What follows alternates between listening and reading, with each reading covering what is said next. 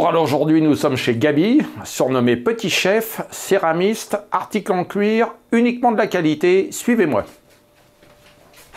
Gaby, bonjour. Bonjour Pierrot. Alors Gaby, tu vas nous montrer, en compagnie de ton apprenti. Exactement. Grégoire. Bonjour Grégoire. Bonjour Pierre. Tu fais donc de la céramique, Oui. sur mesure, Exactement. sur commande. Que sur commande. Que sur commande. Eh oui.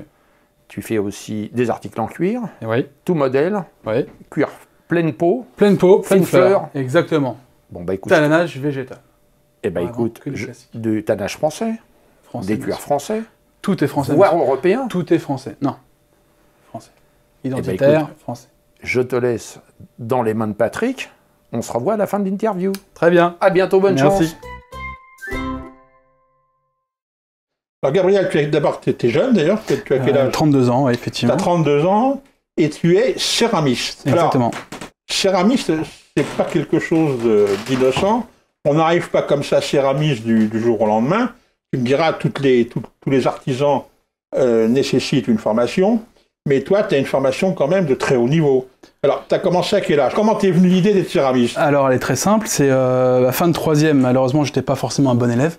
Oui, bon, ça c'est pas... Voilà, bon, c'est pas non plus une tare, mais je m'intéresserais beaucoup au dessin. Donc, mes parents, arrivant en fin de troisième, m'ont dit qu'il va falloir trouver quand même une voie d'orientation. Et donc, j'ai passé plusieurs concours. J'ai passé les concours à Boulle, école très L'école connue, Boulle, ouais, exactement. Estienne aussi. Estienne, Voilà, et les Condés, des concours que j'ai réussi. que tu as réussi. Effectivement, que j'ai réussi en ébénisterie et autres. Et je suis allé dans ce petit lycée dans le 19e arrondissement, où il y avait un CAP de porcelainier, décorateur sur porcelaine. Et donc j'avais plusieurs opportunités. C'est-à-dire que j'aurais pu très bien partir dans le bois ou partir dans la céramique. Et je me suis dit, eh ben non, au lieu de prendre un grand nom d'école, on va aller dans un tout petit lycée et apprendre un métier qui est très peu connu. Et donc j'ai passé donc 2 ans là-bas à faire mon CAP. Voilà, et puis après le CAP... Et ça, je veux dire, quand tu as commencé la céramique, ça t'a tout de suite plu parce que c'est des métiers, on les fait avec passion. On les fait avec passion. C'est-à-dire qu'il y a, en fait, S'il n'y a pas de passion, il n'y a pas de métier. Effectivement, en fait, il y a tout, il y a le dessin, il y a la création. Et en fait, c'est de partir, par exemple, sur un bout d'argile qui ne représente strictement rien, Ouais. et de finir avec une pièce. Et en fait, c'est de voir l'émerveillement. Ouvrir un four, c'est-à-dire que la pièce, vous la faites, on la fait sécher, on la met au four, on la cuit. Ouais. Dès que vous ouvrez le four le lendemain matin, Ouais. quand la température est descendue, et en fait, vous voyez quelque chose qui est né. C'est-à-dire qu'on est parti de rien Ouais. à quelque chose. Et ça, c'est magique. D'entendre ce qu'on appelle une pièce chantée, c'est par exemple une pièce, quand elle est émaillée, qu'elle cuit, en fait, les mailles se dilatent et ils craquellent comme ça. Et en fait, c'est un chant. Et en fait, c'est tout ça, c'est vraiment une passion. C'est-à-dire qu'en fait, vous êtes là et vous créez quelque chose. C'est-à-dire qu'on est parti de rien. Et on est devant la magie du feu. Exactement, c'est ça. C'est les hommes ont mis 5000 ans pour dompter le feu. Et là, on est là à se dire, ben voilà, grâce à ça, grâce à quelque chose du ruisseau, parce qu'en fait, la terre, c'est quoi? C'est juste de l'érosion. Alors. Ouais. C'est fait qu'on récupère. On peut amener à des choses. Et c'est la magie. T'étais à quoi? T'étais en Fin de troisième, j'ai passé mon brevet comme tout le monde. Voilà. T'as passé le brevet? Voilà, je n'ai pas eu. Hein. Faut être honnête, je n'ai pas eu. On s'en remet. Oui, totalement. Donc, première année de CAP, deuxième année de CAP, je passe mon CAP et je l'obtiens. Ouais. Là, l'opportunité se fait que je peux passer en BMA, donc brevet des métiers des arts appliqués, qui équivalent au bac pro, que je passe aussi, que j'ai passé. Et à quel lycée? Pareil, je suis resté dans le 19e. Dans le 19e. Exactement. Donc là, on apprend autre chose. Ça veut dire que les 2 premières années de CAP, on apprend à peindre les porcelaines, façon Meissen, Sèvres et tout, décoration à l'ancienne. Et en fait, en bac pro, on vous apprend à créer les choses. Ça veut dire qu'on ne les peint plus, on crée nos formes. C'est-à-dire que d'un dessin technique sur le papier, on amène à une pièce finale. D'accord. Donc suite à ça, au bout des 2 ans, vous avez un projet à présenter, une pièce, donc voilà, que j'ai passé. Un petit peu comme les compagnons. Exactement. Voilà, en fait, on a un projet qui dure sur 2 ans, qu'on mène sur papier. On fait. Et tu as fait quoi, toi? Alors moi, j'avais fait des boutons de manchette et une boucle de ceinture en porcelaine. Des boutons de manchette? Exactement. Et une boucle de ceinture. Et ça tient. Et ça t'a pris 2 ans de boulot? Ouais, 2 ans de boulot. En fait, c'est vraiment, vous avez énormément d'étapes. C'est pas quelque chose, je prends pas de la terre, je fais pas ça. C'est-à-dire que déjà, il faut la choisir, la terre. Parce que vous avez des terres qui ont une propriété mécanique et d'autres esthétiques. Le problème, c'est qu'il faut arriver à vraiment avoir la jonction des deux. Ah, il y a des terres mécaniques et des terres esthétiques. Eh oui. Par exemple, la faïence, ça va être très cassant. La porcelaine, c'est pareil, c'est cassant, mais c'est beaucoup plus résistant. La porcelaine, si on la prend et qu'on la met à la lumière, on voit à travers. Exactement. Et la porcelaine, c'est quoi la terre? La porcelaine, bah, c'est un mélange en fait de différentes roches, dont du kaolin, du phosphate et autres. Voilà. Et donc suite après, donc, voilà. Donc il a fallu d'abord que tu trouves l'alchimie. Exactement. Des éléments, parce que dans tes boutons de manchette, je suppose qu'il y avait plusieurs éléments. Bah, parce que si je prenais par exemple la faïence, ça se casse rapidement. C'est-à-dire que la faïence, même cuite, vous la prenez, vous pouvez quand même la casser. Ah, d'accord. Il faut quand même y aller. La porcelaine, non. Mais après, par exemple, moi, c'était un bouton de manchette qui était uni. Donc, il y avait une petite tige au milieu qui était en porcelaine. Ouais. Mais il fallait trouver la bonne taille de tige pour qu'elle soit bien résistante, mais pas trop grosse non plus, que ça ne tire pas à votre manche. Donc, il y a toute une recherche comme ça. C'est-à-dire que je suis passé par une centaine de prototypes pour arriver à ce petit bouton de manchette-là. Voilà. D'accord. Et donc, bah voilà, donc j'ai passé... Et ça a été particulièrement apprécié? Ça a été apprécié, ça n'a pas été fait.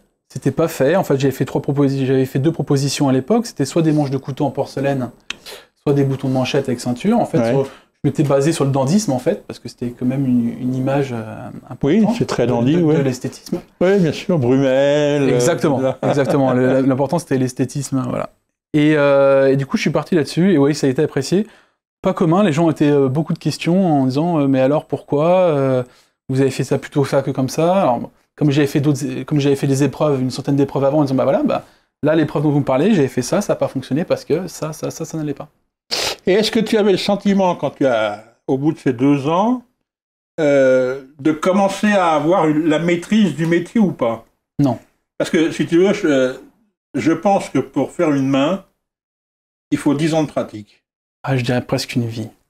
Parce que... Une vie, je suis d'accord, mais je veux dire, au bout de 10 ans, un artisan, il a la maîtrise technique de ce qu'il veut, de ce qu'il veut faire. Qui lui permet, si tu veux, d'arriver au stade supérieur qui est la création elle-même, si tu veux.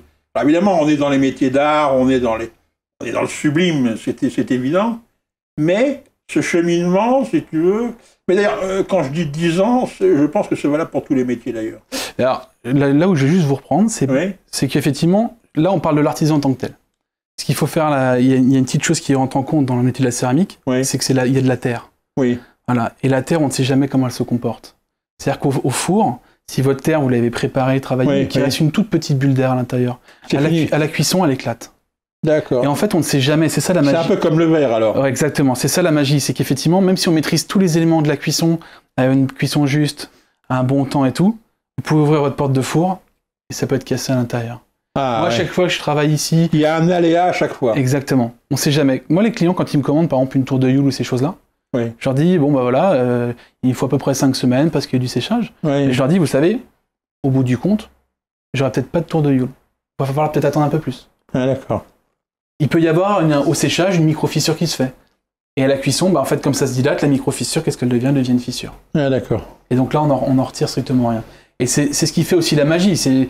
C'est bon, c'est difficile. Exactement. Et la difficulté. C'est difficile à accepter de se dire, voilà, j'ai travaillé, et puis on est content. Moi, je sais que quand je fais des cuissons, le soir, là, je m'endors difficilement, j'y réfléchis, j'y pense. Je me lève la nuit pour regarder la température de mon four. Et je me dis, voilà, le lendemain. Et alors, quand je vais travailler à côté, je me dis, bon, je le ferai qu'à 16 heures, mais je compte mes heures. Et dès que je rentre chez moi, je vais ouvrir le four. Mais il y a une précipitation dans l'ouverture de porte, mais il y a aussi de se dire, bon, et si c'est cassé, qu'est-ce que je fais? Ouais, d'accord. Donc c'est vraiment la magie. Donc effectivement, il faut beaucoup de temps pour pouvoir aimer, apprécier et savoir faire son métier. Donc tu as ton bac? J'ai mon bac, donc céramique. Et après... Et tu te dis, qu'est-ce que je vais faire ou pas? Et qu'est-ce que je vais faire? Et là, je me suis dit, je vais refaire des études dans le vitrail. Parce que j'aime les métiers manuels. Oui. Et je postule pour un t'intéresses au vitrail. Exactement, pour un CAP vitrier. Et là, en fait, en gros, on me dit que c'est pas possible parce que mes études antérieures étaient supérieures au diplôme que je prétends. Je marche sur la tête. C'est le serpent qui se mord la queue. Très bien.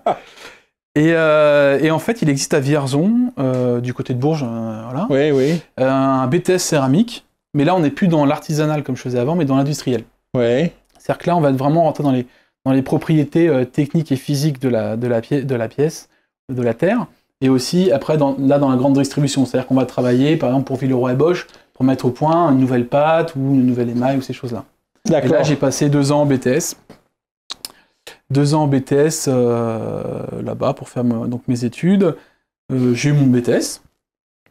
Et suite à ça, en fait, j'ai passé le concours à la manufacture de Sèvres. Alors, pour rentrer à Sèvres, ça m'intéresse beaucoup. Pour rentrer à Sèvres, il y a un concours. Alors, il y a un concours. Ce qu'il faut savoir, c'est qu'il y a beaucoup de candidats, très peu d'élus. Oui, je m'en doute. Généralement, il y a 7 places pour, je sais plus, c'était une centaine ou plus que ça, je sais plus exactement. Nous, on était énormément à ce moment-là. Il y a vraiment beaucoup d'appelés. C'est-à-dire que, en fait, c'est une candidature internationale. C'est-à-dire que vous avez même des gens qui viennent de pays européens. Ah oui, d'accord. Il y a des qui passent le concours. Qui passent le concours. Exactement, qui passent le concours. Et donc, vous avez des épreuves de dessin. Alors, qu'est-ce qu'il y a? Épreuve de dessin? Il y a dessin, il y a de la couleur, vous avez de l'orthographe, vous avez un oral pour dire simplement vos motivations. D'accord. Pourquoi vous Sèvres, qu'est-ce que vous pouvez apporter à Sèvres. Oui, d'accord. Voilà. Et après, vous avez tout ce qui est épreuve technique. Donc, par exemple, moi, mon épreuve technique, je l'ai passée il y a maintenant 13 ans. Oui. Et c'était de faire un cube de 10 par 10, ce qui paraît très simple, mais sans règle. Sans règle? Ouais. Ah, d'accord. Et en fait, en guise d'outil, vous avez juste un fil à couper pour couper votre terre. Et après, c'est à vous de faire un cube de 10 sur 10, donc bien parallépipède. Voilà. Sauf qu'un cube, ce qu'il faut savoir, c'est que comme il est plein, quand ça sèche, les parois vont sécher, le cœur va rester encore mou. Donc en fait, les tensions vont pas être les mêmes. Donc il faut essayer un minimum d'anticiper que vos parois, elles finissent ni comme ça, ni comme ça, ni comme ça. Ah, d'accord. Donc toute la subtilité est là. Et j'ai eu le concours. Et donc, tu as réussi?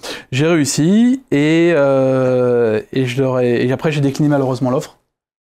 J'ai décliné l'offre parce que, effectivement, ils ont une défense des traditions.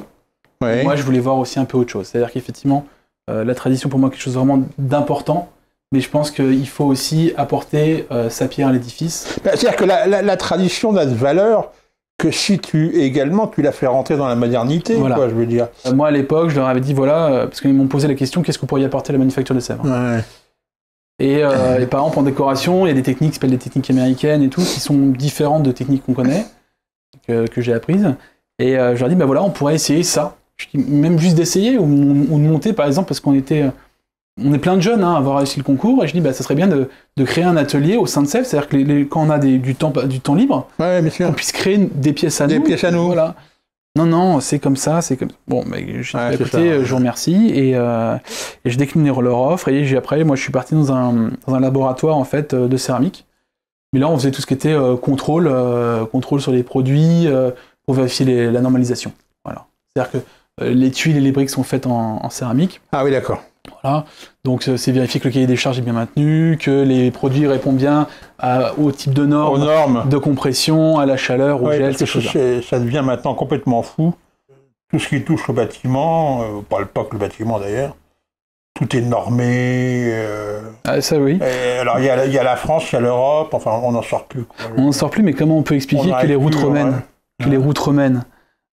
on les retrouve encore d'actualité, elles ne sont pas effondrées. Exactement. Et que malgré nos grands scientifiques avec des calculs, on arrive à avoir des voies qui s'affaissent. Ouais. Moi, je serais un peu curieux de savoir comment ils faisaient à l'époque, et pourtant maintenant, même si on est régi par des règles... Tu sais que, alors tiens, parce que tu parles de ça, parce que figure-toi que l'autre jour, dans mes lectures journalières de la presse, ils ont découvert pourquoi le béton romain était d'une extraordinaire solidité. T'imagines pas. Parce que les Romains faisaient leur béton à l'eau de mer. Avec le sel, pour les embruns. Et, si tu veux, ça durcissait totalement le béton qui était littéralement... Ah ouais, c'est pas étonnant. Je veux dire, quasiment des bétons, parce qu'on fait de belles choses en béton. Ah oui, non, mais moi je sais que j'ai... T'as des bétons spéciaux, des trucs comme ça, t'as des trucs extraordinaires. Le truc le pont de Millau, là, par exemple. Ah oui, non, mais je dis pas qu'il n'y a pas des choses magnifiques qui ont été réalisées. Hein. Mais je dis simplement, voilà, on arrive à faire des routes banales où on a des affaissements de chaussée, et eux, on arrive à retrouver des routes qui sont totalement intactes. Alors, qu'est-ce que tu as fait quand tu... après, donc, ce refus... ce refus, j'ai intégré donc, le laboratoire, où je suis resté pendant 10 ans. Ah, t'es resté pendant 10 ans dans un laboratoire? Dans mon laboratoire, effectivement. Mais comment t'as supporté, comment le créateur que tu es a supporté pendant 10 ans? Oui, non, alors... Il faut bien manger ou pas? Il faut manger. Bon, après, l'équipe avec qui je travaillais était quand même vraiment très sympathique. Très sympa, oui. Ouais, c'est vraiment ça. Hein. Je les ai quittés il y a maintenant 1 an. C'est vrai que c'est... Et c'était où? C'était à Clamart. À Clamart? À Clamart. Et en fait, parallèlement à ça, simplement, je continuais de créer. C'est-à-dire que j'ai mon petit atelier où je crée. Ah, d'accord. Voilà. Et il y a maintenant 1 an, j'ai décidé, parce que c'était principalement du bouche à oreille, et il y a 1 an, j'ai décidé de monter mon site internet qui s'appelle Arter Europa. Ouais. Voilà, où je... Arter Europa. Arter Europa, d'accord, voilà. Ok. Tu as monté ton site et... Voilà, j'ai monté mon site, et bon, après, j'ai fait quelques petits salons où je vendais, et maintenant, il y a une page Facebook qui se fait aussi, donc les gens me suivent. Donc c'est vrai que dès que je vois l'engouement qui est vraiment sympathique en plus, hein, parce que je vais mettre une nouvelle création ou je vais mettre juste une photo de moi en train de peindre, ces choses-là. Et en fait, bon, j'ai récupéré ce qu'on appelle du like. Et en fait, c'est voir des gens, des inconnus qui apprécient effectivement ce que je suis en train. Donc c'est valorisant de se dire, bah voilà, en fait, ce que je fais, je sais que ça plaît. Malheureusement, je peux pas en vivre. Mais alors aujourd'hui, ta situation est la suivante, c'est que tu as un métier alimentaire. Exactement. Et puis, tu ne travailles aujourd'hui que pour des clients. Oui. Tu fais de la céramique de création. Exactement. Mais auprès de clients. Voilà, que sur commande. Mais c'est-à-dire que, d'après ce que je vois, tu as quand même quelques standards, quand même, non? Alors, effectivement, il y a des standards sur lesquels... Parce que, en fait, comme j'ai quelques stands parmi des colloques et autres, oui. Effectivement, là, sur un colloque, par exemple, je vais produire et je vais exposer. Ça veut dire que je vais voir et je vais essayer de voir à peu près les pièces qui ont plus plu sur différentes expositions que j'ai faites. Voilà, et me dire, bon, voilà, je peux plus m'entraîner par là, ou ça va dépendre. Si je sais qu'on va être axé plus sur la forêt, sur la nature, sur l'identitaire ou l'européen, je vais travailler sur ces choses-là. Mais c'est principalement, en fait, au-delà de ces standards-là qui vont être présents sur des salons, c'est principalement que sur commande. C'est-à-dire que la personne qui demain veut réaliser ses blasons sur un vide-poche et tout, il me passe commande, je lui fais ses blasons à la main. C'est toi qui as fait l'assiette? Exactement. Hop. Donc là, c'est un travail qui est fait totalement à la plume, travail de 4 heures. Ah, c'est superbe. Voilà. Donc c'est principalement, c'est vraiment que sur commande. Donc en fait, je prends toute la porcelaine qui vient de Limoges, je prends que du français. Ah, l'assiette était... Ah oui, alors là, malheureusement, là, sur la décoration, tu l'achètes toute faite. Là, sur la décoration, j'achète tout seul. Parce que malheureusement, j'ai pas la place dans l'atelier pour les faire. Ah oui, d'accord, ok.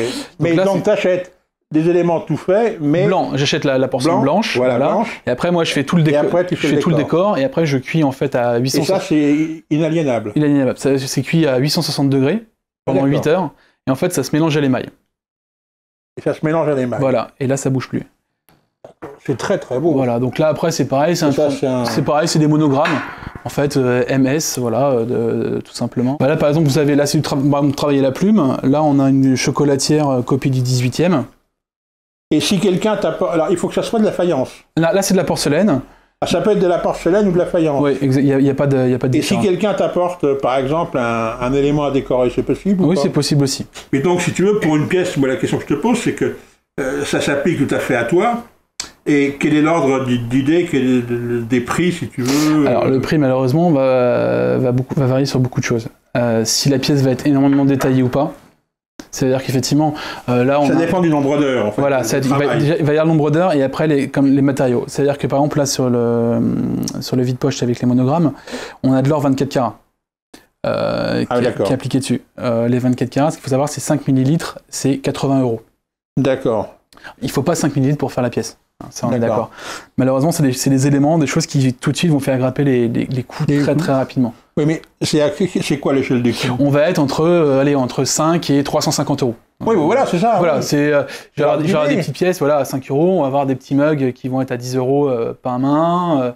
Et après, on va être sur le type la chocolatière, là, on est sur plus de 30 heures de travail. On va être sur ça, on va être sur 310 €. Et une assiette, par exemple, où on voudrait un motif assez simple ou des armoiries qu'on inventerait pour soi, etc. En disant tiens, il m'en faut 12. Alors après voilà, ça va être la quantité qui va faire que le devis va être moins cher. Ouais, moins cher. Là par exemple, si on prend une assiette normale avec juste un petit monogramme au-dessus ou effectivement un blason olympique, sur les 6 pièces, on va être vers entre 100 et 150. Ouais, d'accord. Et voilà, c'est vraiment... après, c'est vraiment la complexité et la finesse du dessin qui va vraiment apporter quelque chose... Et je veux dire, quand tu exposes, tu dois souvent aussi un peu expliquer quand même, non? Oui.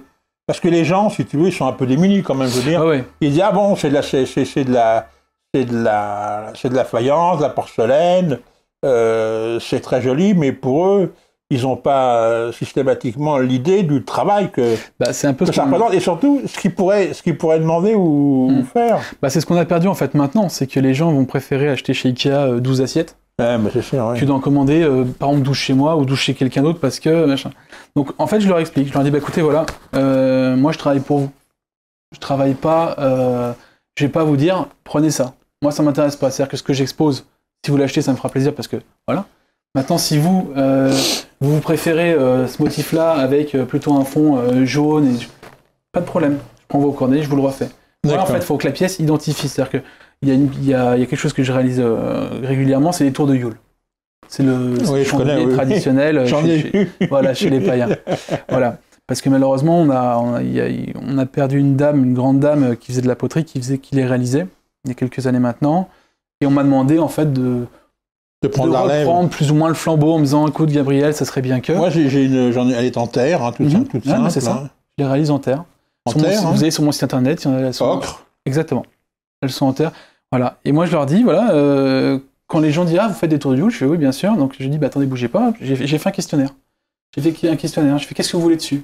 Alors, est-ce que vous voulez quel type de rune? Est-ce que vous voulez préférer un autre motif? Il y a des gens qui veulent plutôt, par exemple, ils vont... Et tu pourrais faire une tour de Yule en émail, oui, je fais, en fait, avec des motifs, etc. Je fais que la demande. Je fais, vous savez, moi, la tour de Yule, ce qui m'importe, c'est qu'elle identifie votre foyer. C'est un objet qu'on garde à vie, c'est pas un objet qu'on va acheter tout le temps. Oui, c'est ça, oui, tout à fait, oui. Donc ça veut dire que si la personne, elle veut, par exemple, son armoirie dessus, je vais faire son armoirie. Si elle préfère tel type de rune, celle-là, plutôt que des runes traditionnelles, moi, au contraire, si la personne, elle veut que la date de mariage soit mise dessus, je dis, moi, l'important, c'est que voilà, c'est votre foyer. Voilà. Donc c'est vraiment une pièce là qui est comme je l'ai fait de A à Z, parce que là, j'achète la terre. Ouais, d'accord. Je monte tout moi-même. C'est vraiment l'important pour moi, c'est que ce soit vraiment voilà, c'est identifié. Bien.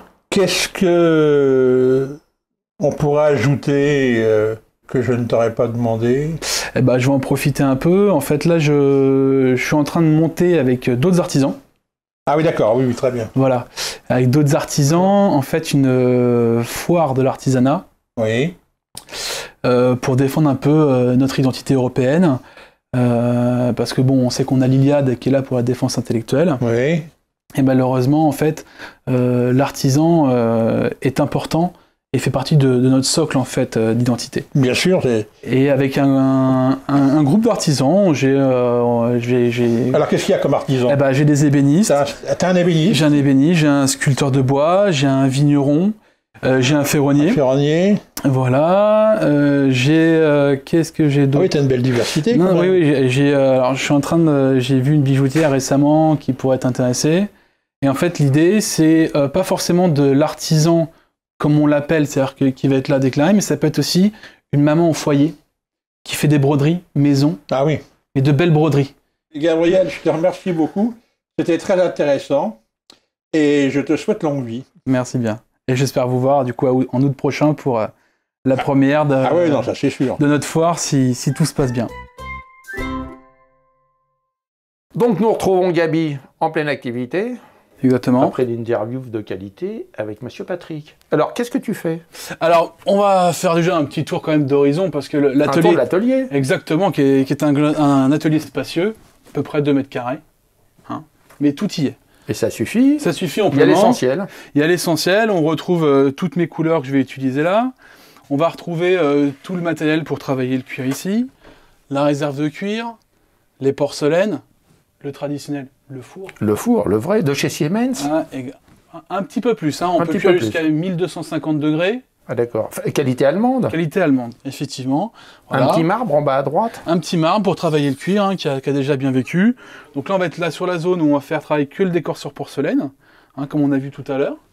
Et donc là, travailler tout ce qui va être travail de la terre. Donc quand je travaille mes tours de Yule, je vais les fabriquer ici, ou le travail du cuir, à l'aide de mon marbre, des petits maillets, on va retrouver mes petites teintes. Les tours de Yule dont j'aperçois les gabarits là-bas au bout. Exactement. Je travaille sans moule, mais avec un gabarit pour éviter en fait que la tour vrille. Mais effectivement, sans moule. Eh ben, écoute, c'est formidable. Donc là, on te laisse faire un petit exactement. décor. Là, je vais simplement en fait poser un petit décor dans un vide-poche, un petit décor à oiseau, et vous faire une petite démonstration. Mais je vous en prie, à vous, cher monsieur. Alors là, on va ce qu'on appelle poser le poncif. Donc le poncif, en fait, c'est quoi? C'est juste un petit calque où on est venu refaire le décor. Et en fait, si on regarde bien, en fait, il est micro-perforé. Un travail qu'on a fait à l'aiguille. Voilà, en fait, c'est qu'on utilise simplement pour faire, quand on veut faire des séries. Donc pour reproduire le dessin, hop, je vais juste prendre un peu de fusain. Voilà. Prendre une petite poncette, hein, c'est juste un linge roulé sur lui-même. On va poser le décor, donc là, hop, on va le mettre là. Passer notre petite poncette, hop, sur le décor. Voilà, et là, si on retire, hop, on voit bien en fait le décor, voilà, en micro-trou. Et maintenant, on va pouvoir passer au passage de la préparation de la couleur et du travail de la pièce.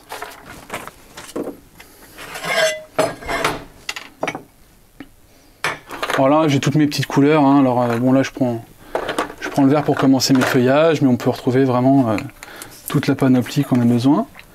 Hop, donc pour préparer une couleur, on a besoin de plusieurs éléments. Donc ça, c'est des pigments purs en poudre, hein, tout simplement. Voilà. Donc on va venir mélanger avec ce qu'on appelle un corps gras. Donc là, c'est du médium, hein, tout simplement. En fait, donc ça va apporter une certaine souplesse à notre couleur et ça va venir la passer de la poudre à l'état un peu plus liquide.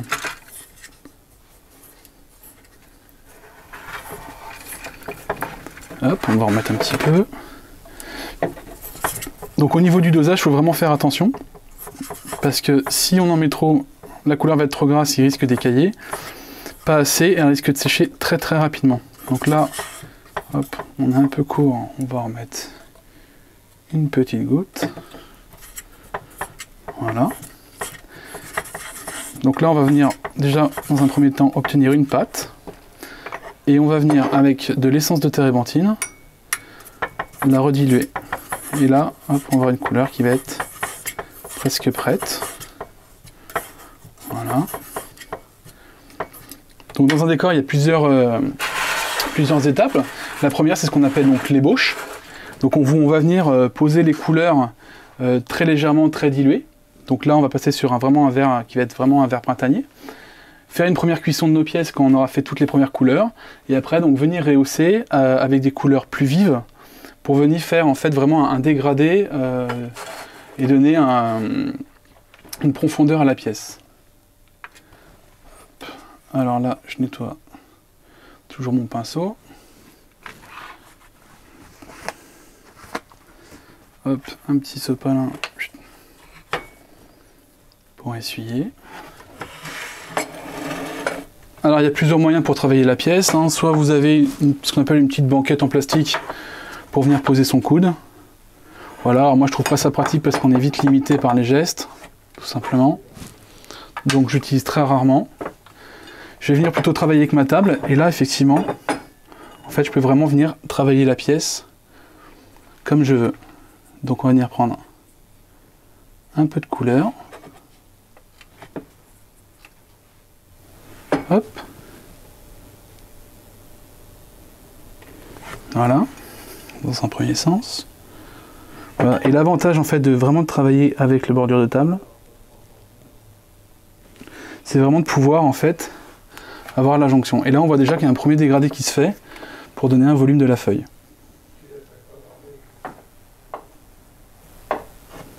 Voilà, on va en faire quelques-unes pour voir le geste. Hop.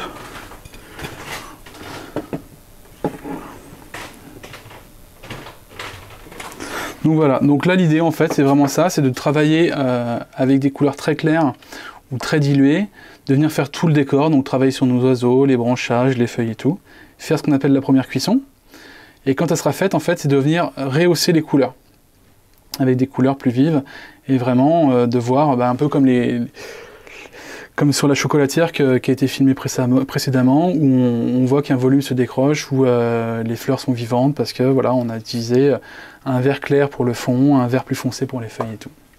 Et voilà. Eh bien, il ne nous reste plus qu'à dire au revoir à Gaby. Qu'est-ce qu'on peut te souhaiter, Gaby? Plein de commandes? Pas On a déjà pas beaucoup. Pas forcément. Hein. pas forcément. Juste le succès. Alors, parle-nous un peu de ton association. Alors, d'artisans. L'association des artisans, j'en ai un petit peu parlé précédemment. Soutenu par Artisans de France de TV Liberté. Exactement. Bien sûr. J'espère. Mais écoutez, J'espère. avec plaisir. J'espère.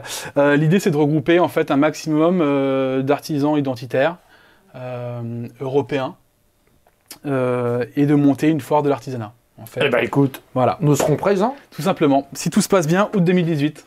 Gabi, à bientôt. Merci Pierrot. Mais je t'en prie. Yes.